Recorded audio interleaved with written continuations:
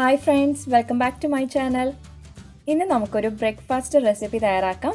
ഇതൊരു ബ്രേക്ക്ഫാസ്റ്റ് ആയിട്ടോ അല്ലെങ്കിൽ ഈവനിംഗ് സ്നാക്ക് ആയിട്ടോ പോലും കഴിക്കാൻ പറ്റുന്ന വളരെ ഹെൽത്തി ആയിട്ടുള്ള ഞുറുക്കു ഗോതമ്പ് ഉപ്മാവ് എങ്ങനെയാണ് തയ്യാറാക്കുന്നതെന്ന് നോക്കാം. അപ്പോൾ നമുക്ക് വീഡിയോയിലേക്ക് പോകാം.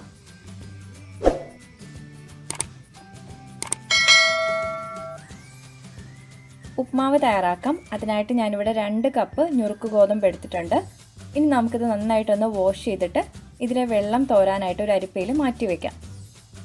എടുത്തിരിക്കുന്നത് ചെറിയ തരിതരിപ്പുള്ള ഞുറുക്കു ഗോതമ്പാണ്. അപ്പോൾ ഇതിനധികം വേവില്ല. നമുക്കിത് വെള്ളം തോരാനായിട്ട് മാറ്റി വയ്ക്കാം. ഈ സമയത്ത് നമുക്കിതിലേക്ക് വേണ്ട വെജിറ്റബിൾസ് ഒക്കെ ഒന്ന് കട്ട് ചെയ്തെടുക്കാം. വെജിറ്റബിൾസ് ആയിട്ട് ഞാനിവിടെ കുറച്ച് കോൺ, ഗ്രീൻ പീൻസ്, ക്യാരറ്റ്, അതുപോലെ ഒരു ചെറിയ സവാള, എരിവുള്ളൊരു പച്ചമുളകും കുറച്ച് ഇഞ്ചിയാണ് എടുത്തിട്ടുള്ളത്. കൂടാതെ കുറച്ച് ഗ്രീൻ പീസും എടുത്തിട്ടുണ്ട്. ഇതെല്ലാം ഒന്ന് ചോപ്പ് ചെയ്തെടുക്കാം.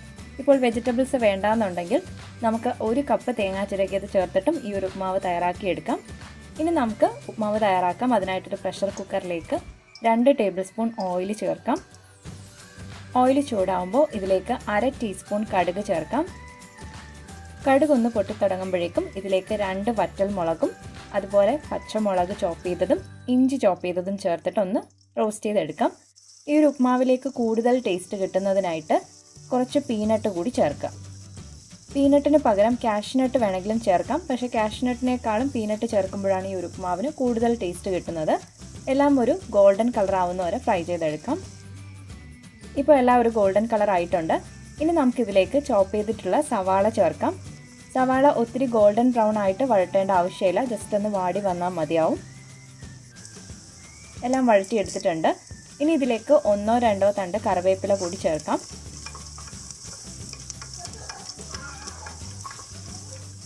എല്ലാം വഴറ്റിയെടുത്തിട്ടുണ്ട്. ഇനി നമുക്കിതിലേക്ക് ചോപ്പ് ചെയ്തിട്ടുള്ള വെജിറ്റബിൾസ് ചേർക്കാം.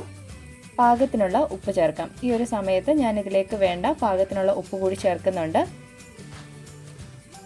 വെജിറ്റബിൾസ് വേണ്ടാന്നുണ്ടെങ്കിൽ തേങ്ങ ചിരകിയത് ചേർത്തിട്ട് നമുക്ക് ഈ ഒരു ഉപ്മാവ് തയ്യാറാക്കിയെടുക്കാം.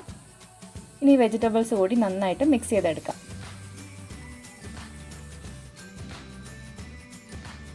എല്ലാം മിക്സ് ചെയ്തെടുത്തിട്ടുണ്ട്. ഇനി ഇതൊരു ലോ ഫ്ലെയിമിൽ 2 മിനിറ്റ് അടച്ചു വെച്ചിട്ട് കുക്ക് ചെയ്യാം.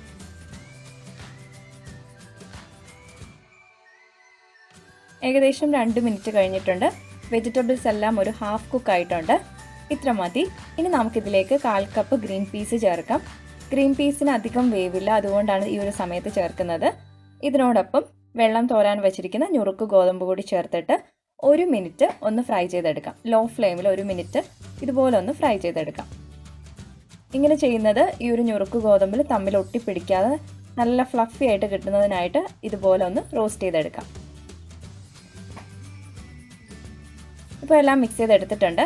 ഇനി നമുക്ക് ഉപ്മാവ് വേവുന്നതിന് ആവശ്യമായിട്ടുള്ള വെള്ളം ചേർക്കാം. 2 കപ്പ് ഞുറുക്ക് ഗോതമ്പിന് 3 കപ്പ് വെള്ളമാണ് ചേർക്കുന്നത്.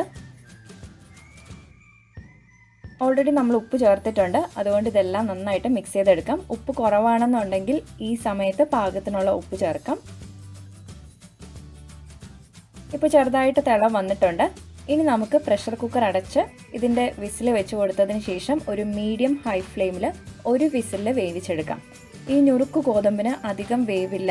ഇപ്പോൾ നിങ്ങൾ സോസ് പാനിലാണ് വെക്കുന്നതെന്നുണ്ടെങ്കിൽ ലോ ഫ്ലെയിമിൽ 15 മിനിറ്റ് വേവിച്ചാൽ മതിയാവും. ഇപ്പോൾ 1 വിസിൽ കഴിഞ്ഞിട്ടുണ്ട്. ഇനി ഇതിൻ്റെ പ്രഷർ കംപ്ലീറ്റ്ലി റിലീസ് ആവാനായിട്ട് നമുക്ക് മാറ്റി വയ്ക്കാം. ഇപ്പോൾ പ്രഷറൊക്കെ റിലീസായി ഉപ്മാവ് നല്ല കുക്കായിട്ട് വെള്ളമൊക്കെ ഒന്ന് വറ്റി വന്നിട്ടുണ്ട്. അങ്ങനെ വളരെ ഫ്ലഫിയും ഹെൽത്തിയുമായിട്ടുള്ള ഞുറുക്ക് ഗോതമ്പ് ഉപ്മാവ് ഇവിടെ റെഡി ആയിട്ടുണ്ട്. അപ്പോൾ എല്ലാവരും ട്രൈ ചെയ്ത് നോക്കുക. ട്രൈ ചെയ്തിട്ട് നിങ്ങളുടെ ഫീഡ്ബാക്കും അറിയിക്കുക. വീഡിയോ ഇഷ്ടമായിട്ടുണ്ടെങ്കിൽ ലൈക്ക് ചെയ്യുക. ചാനൽ ഇഷ്ടമാവുകയാണെങ്കിൽ സബ്സ്ക്രൈബ് ചെയ്യാനും മറക്കരുത്. അപ്പോൾ നമുക്ക് വീണ്ടും പുതിയ റെസിപ്പീസുമായിട്ട് കാണാം. Thank you for watching.